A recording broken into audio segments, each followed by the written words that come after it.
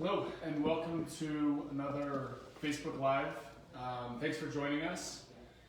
Sorry for a little bit of delay here, some technical difficulties, but thank you so much again for joining. We're going to take a little bit of a departure from our last couple of conversations and Facebook Lives that we've held. I'm really excited to be joined by Abigail Gino, who is our research analyst here at CSI. I guess I should introduce myself. My name is Chris Brown. I'm the Director of Policy and Research here at CSI, and wanted to bring Abigail on to talk about some of our recent work. As I said, we're going to take a little departure from talking about the ballot and a lot of the ballot issues and the research topics we've gotten into over the last couple months, but just as a friendly reminder, I think I'd get in trouble if I didn't remind you. If you do have any interest or are still looking at ballot questions here in Colorado and have any questions, you can go to our website, commonsenseinstituteco.org, download our ballot guide, all of the research that we helped put out that Abigail was also instrumental in getting done. But today, I want to talk about our work into looking at COVID-19 and the impacts to Colorado, specifically looking at the impacts on the Colorado labor force and the economy. But before I do that, I'm going to ask you an unfair question. Can you just maybe tell them about yourself? You've been with us now for about a year, almost a year now. Yeah, it'll be a year January this next year, 2021. Yeah, and you've gotten into a lot of different work, but maybe just give a little background on yourself and along with helping us out with the research, what you do. Yeah, so I'm Abigail. I'm currently a senior at University of Colorado, Denver. I'm studying international business with a minor in economics, and I would most definitely say I'm applying more of my economics portion of my education here than anything. I've helped with doing a lot of things. The nature of the job kind of varies and depends mainly on what is a hot topic, an issue, or a pressing issue in Colorado that we need to research. I've had a lot of guidance with doing it, so I could not have gotten here without a lot of help and persistence with getting all these reports. Yeah, and it's been a lot of fun. It has been a lot of And fun. an interesting time to do economic and policy related research, undoubtedly. So let's dive into it. We just yesterday released maybe our fourth installment, Fourth or fifth? fifth Yes. installment of trying to report the monthly impacts of on the Colorado economy since the start of this pandemic, since March when we had our first, stay-at-home order, our first. Hopefully that's not foreshadowing. Fingers crossed. This is. In a month or two. I shouldn't say first. That's bad luck. When we had the stay-at-home order, and tell us why did you start digging into this and pushing us to look at this? Why dive into this research, and what is the underlying source for this information? I think it's interesting for people to understand. Yeah, so when we first got started on this, we were trying to see if we could replicate a lot of the national trends. We were looking at a lot of the impact of COVID on women in the labor force, on men, broken down by minorities, and so CSI was looking for a very detailed response in what seismic pressures have been imposed by the COVID-19 pandemic in the labor force. So I kind of took it upon myself to dig a little deeper and really not scratch the surface in understanding and contextualizing what has happened in 2020 and what the long-lasting impacts would be. So Integrated Public Use Microdata Series, also known as IPUMS, is a census and survey data source that collects national and international data. And so we've kind of took it upon ourselves to use that. The Bureau of Economic Analysis, the Bureau of Labor Statistics, and many others also use this information. So we've been very lucky enough to use this as well to kind of create our own twist on what's been happening in Colorado. I think it's been great. I mean, it's important to understand at a high level what's happening, but I think the work you've done has allowed us to kind of peel back a layer or two to understand some of the underlying dynamics. So let's jump into it. The latest month of information, full data that we have is from September. So how does the Colorado labor force look, or how did the Colorado labor force look in September compared to February prior to the pandemic. Yeah, so from February to May, roughly 290,000 people had left the labor force. Till May. So again, Yeah, so February to May. yeah, and then from February to September, the size of the labor force has decreased by 39,000 people, which we can kind of expect because it's been very volatile in terms of people entering, leaving, and not consistent in terms of month to month. Right. So we at a high in February, the low point in terms of labor force participation was May. Yeah, Roughly so that 290,000 Coloradans, dropped out of the labor force, weren't looking for work, were not participating in the workforce that might have been in February, and so we've recovered in many ways. Those people may have re-entered the workforce, but still 40,000 people roughly below where we were in February. Yeah. Okay. The most interesting thing to note about this is a trend that we haven't really seen post-recession in such a rapid turn of, in the last several months, we've had 290,000 people leave, but then we've recouped those numbers by then only having 39,000 people less in the labor force. We didn't see this after the Great Recession Right. or 2000 recession as well. Yeah. Which is interesting. So then, I know one area you focused on is looking at the trends between the male and female labor force participation. So what have you uncovered there? Well, from March to May, the number of the women in the labor force has continued to decrease, but from men entering and leaving the labor force, it's definitely been more volatile. It's been influxes in different numbers and changes throughout the months that we've seen, the last several months. But between men and women without kids, the further breakdown, the gap has been even widened. So in February, we saw a 14% difference in the labor force participation rate between women with kids and men with kids. That number is now 19% as of September between men and women with kids. So men had a 93% labor force participation rate, and women with kids had a 74% labor force participation rate, which is still 5 percentage points below where they stood before the pandemic in February. And we've seen women without kids, men without kids, and men with kids kind of rebound since then over the time of the pandemic. Got it. So I know that we've tried to understand maybe what's causing this and try to understand what is really underlying driving this. And it's hard even in this detailed data set to get at that, considering schools, changes in school and education has been critical, childcare, unemployment is all sort of contributing to this. But that gap in the labor force participation rate that's actually widened between men and women with kids, particularly mothers, is very pronounced and has been consistent. So definitely something I think that we've tried to raise awareness of. Our executive director and CEO, Kristen Strum, has been very vocal about trying to raise awareness of. So something I know we'll continue to look at. Anything else there that is interesting or of note on that information? There's something kind of interesting to note. So from February to September, we saw 42,000 roughly women with kids leave the labor force who have not yet re-entered, Okay. whereas 40,000 women with kids have left the labor force. And women without kids, 40,000 of them have been entering the labor force. So we've kind of seen disproportionate impact in people who have been rejoining the workforce, and this could be due to a lot of things, like you said, school closures, extended shutdowns, Right. the economy, losing a job, having to take care of your kids, and so many other things. Yeah. So how have the impacts in Colorado compared to the impacts maybe observed nationally? So we've kind of observed that the Colorado labor force participation rate nationally for men and women has always been a little bit higher than the national data. However, the labor force participation rate, especially for women, is roughly in the 60s, low 60% for prior to the pandemic. And then once the pandemic hit, we hit below the national labor force participation rate, low for females. So that was like a 9% decrease to 54%. Then, yeah. Okay. So men have kind of rebounded in Colorado.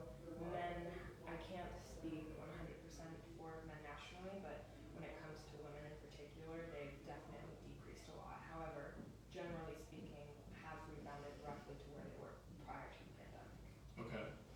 And so that brings me to sort of next element of the labor force. So, the concluding remark you just had is that we've seen a recovery, not fully, in the labor force participation rate. Some disproportionate impacts, particularly for mothers, women with kids.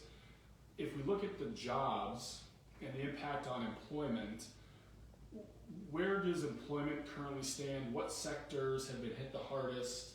What's the observation on the employment impacts? So it's safe to say that every industry has kind of been impacted by COVID. I don't even say one has been left out entirely, but the leisure and hospitality industry in Colorado has seen a 50% contraction in their employment levels. 50%. Yeah, so 100. As of February, and then they've started to recover. To September. Not to September. This would be Okay. February to March, April. Okay. And they started to recover as things started to open up again, and there weren't as many restrictions imposed. However, professional business and services, healthcare, and education have seen like a 10% contraction, roughly, similar to a lot of other industries. So it's definitely safe to say that the hospitality and leisure industry Right. has been so impacted because it's entirely service-based, and with all of the restrictions Right. being imposed on services, they couldn't really transition to an online atmosphere as easily. Yeah, exactly, and that's showing up in the data. And I think that, important to note and track in the coming months for a couple of reasons. We'll get into that.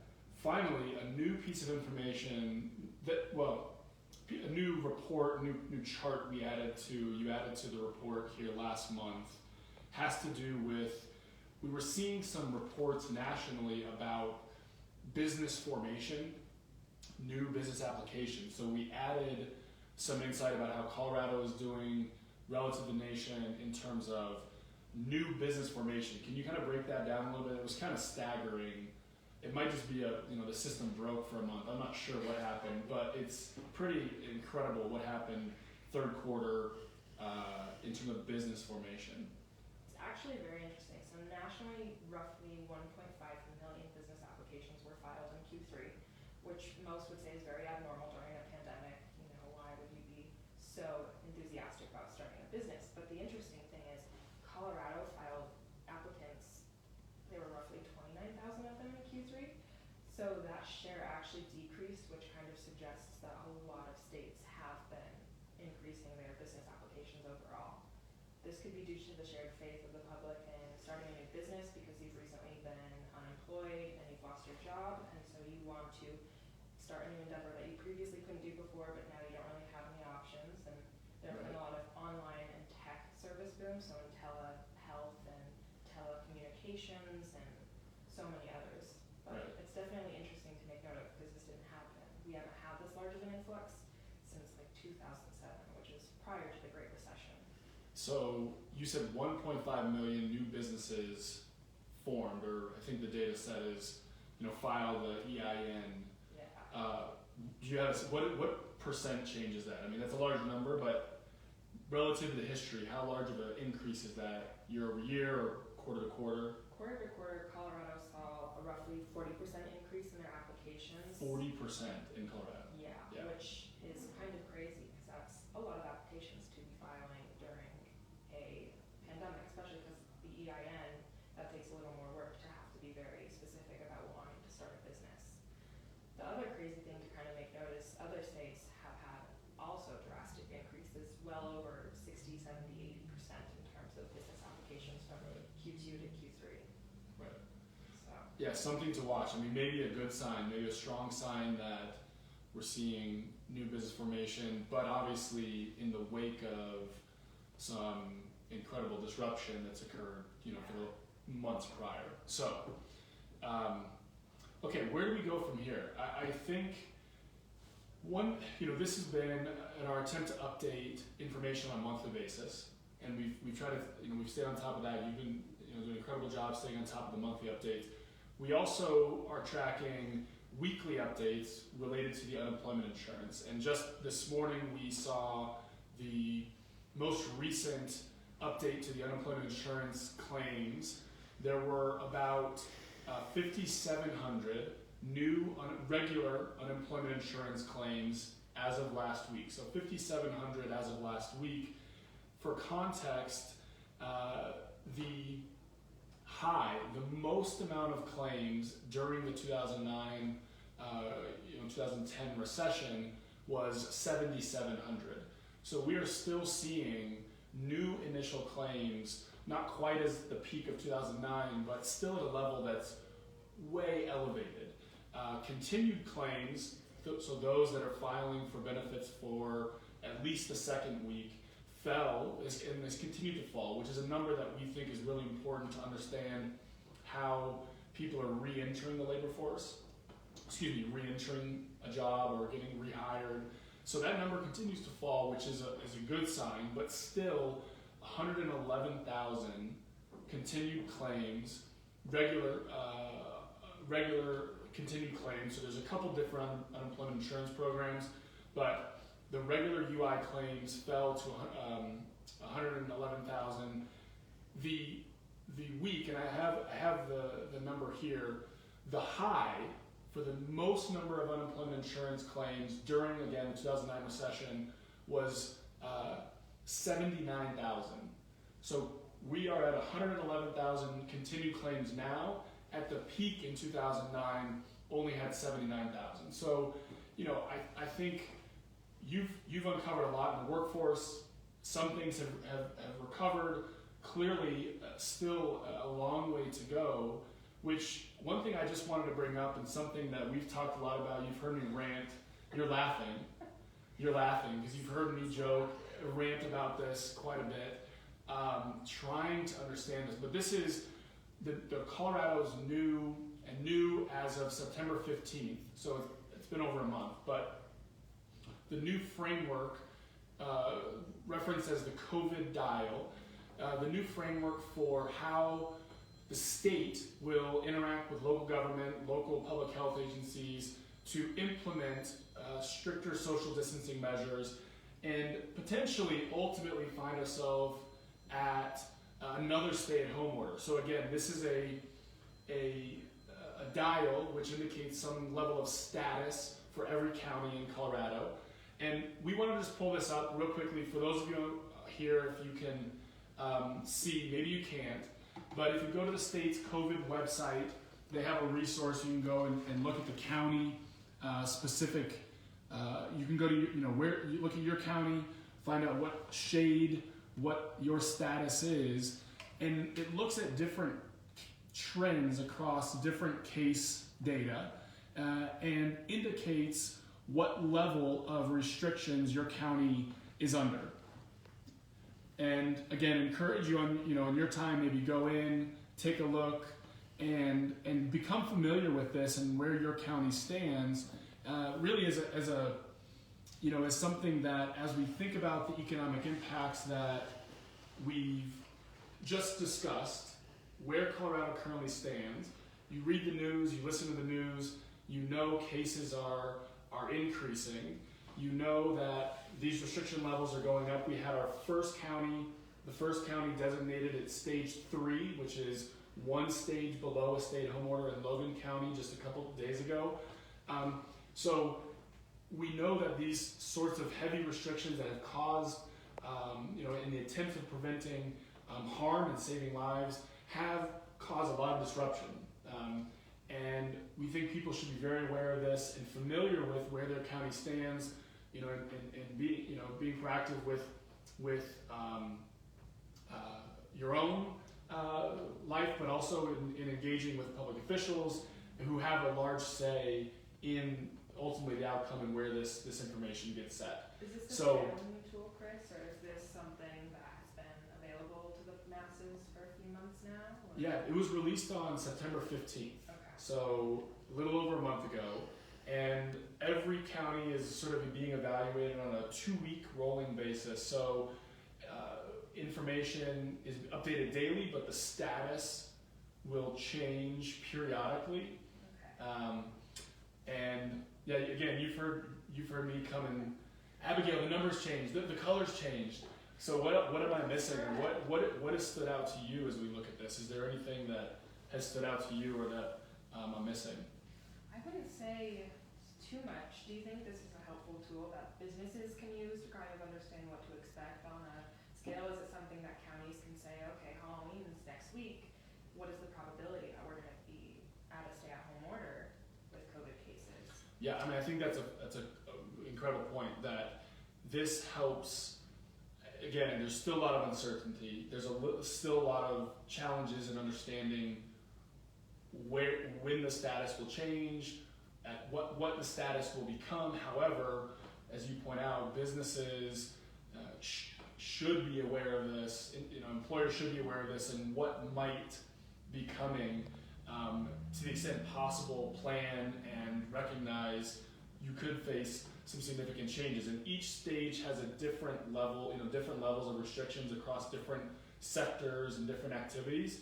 And so your business, your children in their school may be impacted very differently at each stage and would be impacted very differently. So I think it's a great point just to raise awareness and to the extent possible, understand what might be coming, and again, no further insight there, but rather just raise awareness that these issues and these restrictions there is a framework that the state has put out there that could get us back to another stay-at-home order, which I think by all accounts want to avoid by any means necessary.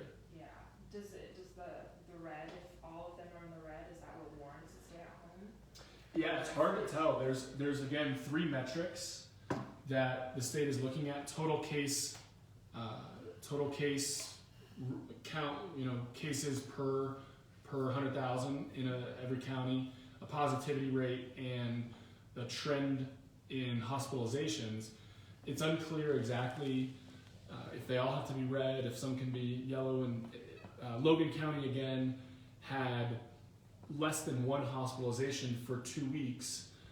So a fairly stable, low volume of hospitalizations, but had an incredibly high case rate and still moved up in this status rating. So a little unclear, but again, more indication of where things might be going, certainly than we had in March, and just raise awareness. And you'll be hearing more about this, as I continue to check in this and we talk about this, but I think wanted to raise awareness and have a conversation with your family and friends, understand this to the extent possible. Especially with the holidays coming up too, it's probably something to, really make sure that you understand if you're going to visit loved ones who may be at risk and you live in an area that's very much safer at home, close to that, teetering on that scale. Absolutely. I think anything that helps people make informed decisions and give information to people, I think, is a powerful thing. So again, we're trying to raise awareness in everything that we do. Okay, fantastic. Well, I guess we can leave it there. Let's conclude there. For those that, again, we talked a lot about COVID, please feel free to go to our website, find our update on the labor force, and you can find our ballot guide as well, commonsenseinstituteco.org, and find resources about the 4 of the large propositions that are on the ballot. If you haven't voted already, a week and a half, roughly. So last minute study and cram session. If you have any questions, please reach out. But thank you again for joining, and tune in, when we do this again. So thanks again. I enjoyed this. Thank you so much. I did too. It was really fun. And make sure you vote. Make sure you vote. I can't emphasize that enough if you have not already. CSI, I want to say, posted a link on Facebook or Twitter that links where all of the ballot drop-offs are. Yeah, perfect. So if you want to go ahead and look on there, you can figure out where to drop your ballot off. It's probably right below this Facebook Live. Go right there and go to locations and where you can drop off ballots. Awesome. Well, thank you again so much. Appreciate it. And thanks for your work. I appreciate it. Thank you.